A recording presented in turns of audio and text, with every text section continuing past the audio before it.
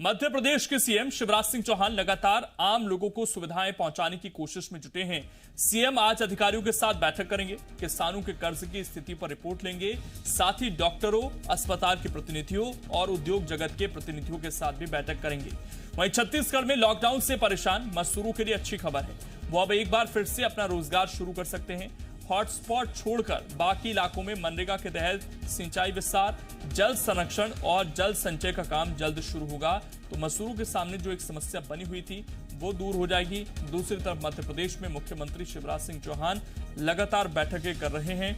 मध्य प्रदेश में भी जहां हॉटस्पॉट नहीं है वहां पर किस तरीके से जो छोटे छोटे उद्योग हैं उनको शुरू किया जा सकता है, किसानों की जो समस्याएं हैं उन्हें कैसे दूर किया जा सकता है, इस पर लगातार मुख्यमंत्री अधिकारियों के साथ बातचीत कर रहे हैं।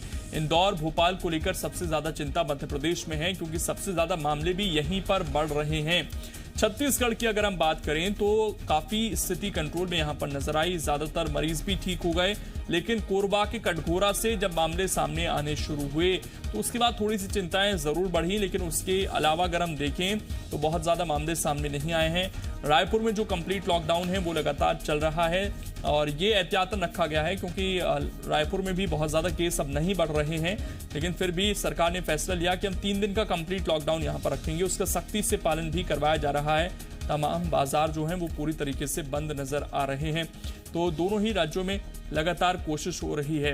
और हमारे संवाददाता शैलेंद्र इस वक्त जुड़ गए बातचीत करने के लिए, छत्तीसगढ़ भी जाएंगे, रायपुर से भी हमारे सहयोगी जुड़ेंगे। इस वक्त सत्यप्रकाश जुड़ गए, दोनों से बातचीत कर लेते हैं। सबसे पहले हम बात करें उससे पहले एक और जानकारी दर्शकों को यहां पर देना चाहेंगे। मध्य प्रदेश के मुख्यमंत्री शिवराज सिंह चौहान एक्शन मोड में हैं। एक तरफ से कोरोना से निपटने के लिए लगातार काम किए जा रहे हैं, तो दूसरी तरफ किसानों को भी लगातार राहत देने के काम में जुटे हुए हैं। आज शिवराज सिंह चौहान ताबड़तोड़ बैठकों में शामिल होंगे। आज सबसे पहले सीएम किसानों के कर्ज की स्थिति जानने के लिए वित्त विभाग और सहकारिता विभाग के अधिकारियों के साथ चर्चा करेंगे।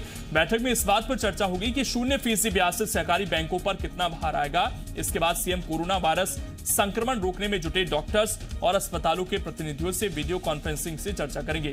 इस बैठक के बाद सीएम वीडियो कॉन्फ्रेंसिंग से उद्योग जगत के जनप्रतिनिधियों के साथ बैठक करेंगे।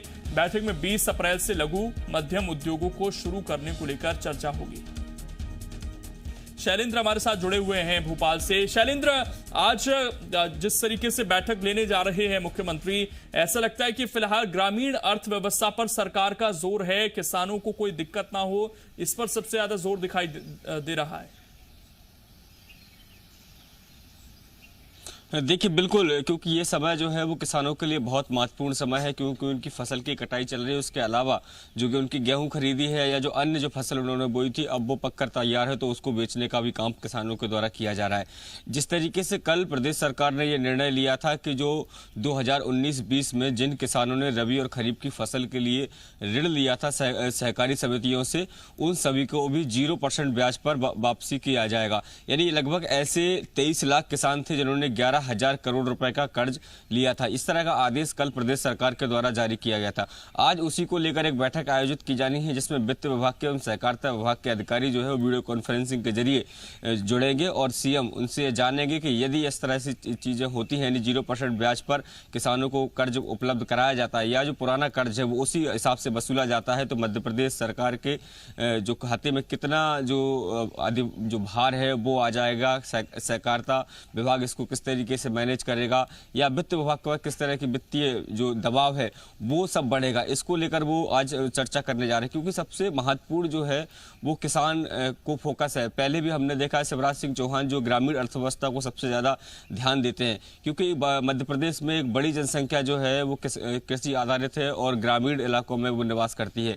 यही कारण है उनका पहला फोकस होता है किसान कृषि को लेकर, क्योंकि यही वो किसान है जिनके दम पर वो कृषि कर्मण पुरस्कार लेकर आते हैं, वाहवाही केंद्र सरकार की लूटते हैं। तो ऐसे में आवश्यक हो जाता है कि जब लॉकडाउन की स्थिति है, किसान कहीं ना कहीं चिंतित है, उस बात को लेकर चिंतित है कि आने वाले समय में उसकी फसल का कितना दाम मिलेगा, किस तरीके से बेच पाएंगे कि नहीं बेच। हालांकि बेचने का काम शुरू हो गया है, लेकिन कहीं ना कहीं आशंका ये है कि जिस तरीके से कम किसानों से अभी खरीदारी की जा रही है, तो किसानों को इसका लिए लंबा इंतजार अपनी फसल बेचने के लिए करना पड़ेगा। तो इसको लेकर कहीं ना कहीं राहत देने की कोशिश जो है वो शिवराज सिंह द्वारा की गई है। और दूसरी तरफ आज वो जो जितने भी अस्पताल हैं मध्य प्रदेश के जो कोरोना के खिलाफ जंग में लड़ने में उनके साथ खड़े हुए हैं, उन सारे अस्पतालों के प्रतिनिधि हैं, उनसे वो आज बात करने जा रहे हैं। उनसे ये वो बात में जो चर्चा हो सकती है उसमें सबसे महत्वपूर्ण होगा कि किस तरह की व्यवस्थाएं जो है वो उन अस्पतालों में हैं, और इसके अलावा अगर कोरोना से और बेहतर तरीके से जंग लड़नी है तो क्या क्या चीज़ों की आवश्यकता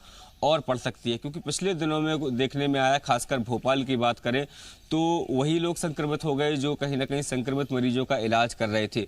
तो ऐसे में कहीं ना कहीं कुछ चीज़ों की कमी रही, उसी के चलते वो संक्रमण का शिकार हुए। तो आज शिवराज सिंह चौहान जब इन स्वास्थ्य अधिकारियों से बात करेंगे तो उनसे न केवल उनका मोरल बढ़ाने का काम करेंगे, इसके अलावा जो समस्याएं उनको आ रही हैं वो जानने का प्रयास करेंगे ताकि आने वाले समय में उन समस्याओं को दूर किया जा सके।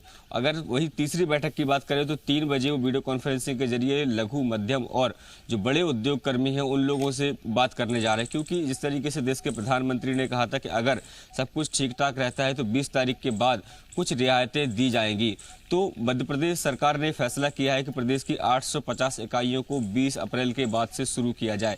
ये लोकेंद्र वो इकाइयां होंगी जिसमें जो आवश्यक वस्तुएं हैं, चाहे दवाइयों की बात करें, मेडिकल के सामग्री की बात करें या फिर खाने पीने की चीज़ों के जो निर्माण होता है, उन औद्योगिक इकाइयों को अभी शुरू किया जा रहा है। और इससे न केवल जो खाने पीने की जो वस्तुओं की जो समस्या आ रही हैं वो दूर होगी, बल्कि 1 लाख जो मजदूर हैं जो अभी घरों में बैठे हैं उनको भी कहीं ना कहीं रोजगार मिलेगा।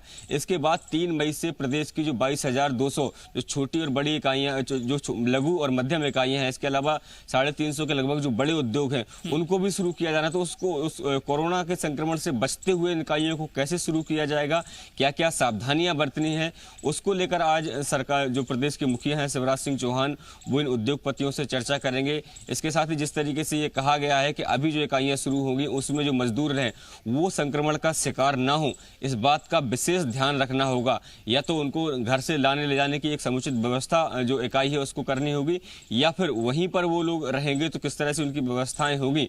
और इसके साथ ही संभवतः ये भी हो सकता है कि आज जब उद्योगपतियों से चर्चा करें तो उद्योगपति कहीं ना कहीं सीएम शिवराज सिंह से अपनी मांगे भी रख सकते हैं कि इतने दिनों तक लॉकडाउन रहा तो कहीं ना कहीं उन्हें आर्थिक घाटा जो सहना पड़ा है उसकी आखिर कैसे पूर्ति होगी, सरकार उनकी किस तरीके से मदद करती है, इन सब को लेकर आज चर्चा होने वाली है। जी बिल्कुल, ये तमाम मुद्दे जिन पर चर्चा होगी। शैलेंद्र, आप बने रहिएगा, आपके पास हम वापस लौटेंगे तो